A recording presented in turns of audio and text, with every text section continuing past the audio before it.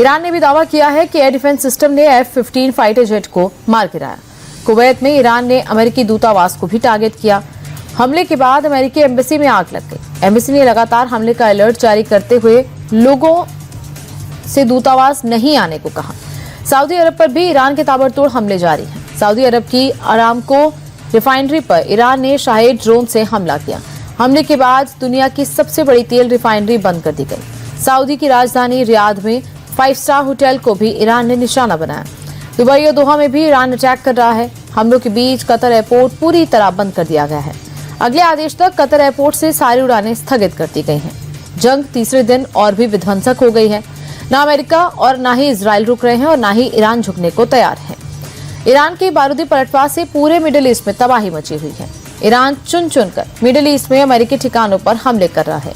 Iran Bahrain में अमेरिकी base पर हमले कर रहा है। ईरान के अटैक से यूएस बेस धुआं हो गया। बहरीन में अमेरिका के 5th फ्लीट हेडक्वार्टर पर भी ईरान ने मिसाइल हमला किया। इराक में अमेरिकी टारगेट पर ईरान समर्थित शिया लड़ाकों ने जोरदार हमला किया। इराक के इरबिल में अमेरिकी सैन्य बेस पर ड्रोन और रॉकेट से हमला करने का दावा किया गया है। ईरान सिर्फ अमेरिकी ठिकानों पर ही हमले नहीं कर रहा, बल्कि अमेरिका का समर्थन कर रहे देशों को भी निशाना बना रहा है। साइप्रस में ब्रिटिश सेना के एयरबेस को भी ईरान ने निशाना बनाया।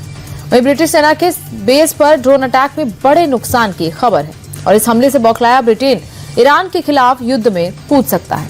ब्रिटेन ने ईरान पर हमला करने के लिए अमेरिका को अपना बेस तक दे दिया है। फ्रांस और जर्मनी ने भी जरूरत पड़ने पर युद्ध में अमेरिका का साथ देने का ऐलान किया। इस ऐलान के कुछ देर बाद ही ईरान ने अबुधाबी में फ्रांस के अल सलाम नेवी बेस पर ड्रोन अटैक कर दिया। मिडिल ईस्ट में अमेरिकी बेस पर मिसाइल अटैक में 3 अमेरिकी सैनिकों की मौत हो गई। अपने सैनिकों के मारे जाने से राष्ट्रपति ट्रंप पूरी तरह बौखला गए हैं।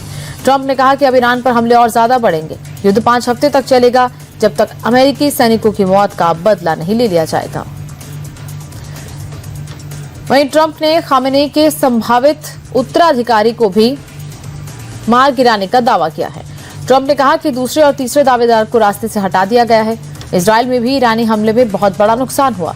तेल अवीव यरूशलेम पर ईरान ने एक बड़ा टारगेट किया। इजरायली मिलिट्री सेंटर पर ईरानी मिसाइलें गिरी हैं।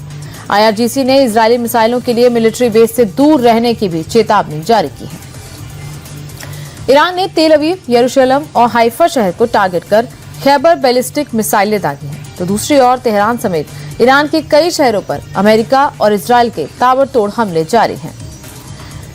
तेहरान में IRGC का हेडक्वार्टर पूरी तरह तबाह हो गया है। इजराइल ईरान में लगातार एयर स्ट्राइक कर रहा है। सनंज में IRGC के कंपाउंड पर एक साथ कई बम गिराए गए। सनंज में मिसाइल अटैक में ईरान का मिलिट्री ठिकाना पूरी तरह तबाह हो गया है। अमेरिका USS गेराल्ड से ईरान पर हमला कर रहा है। अमेरिकी B-2 बॉम्बर ने ईरान की मिसाइल फैसिलिटी को भी तबाह कर दिया है।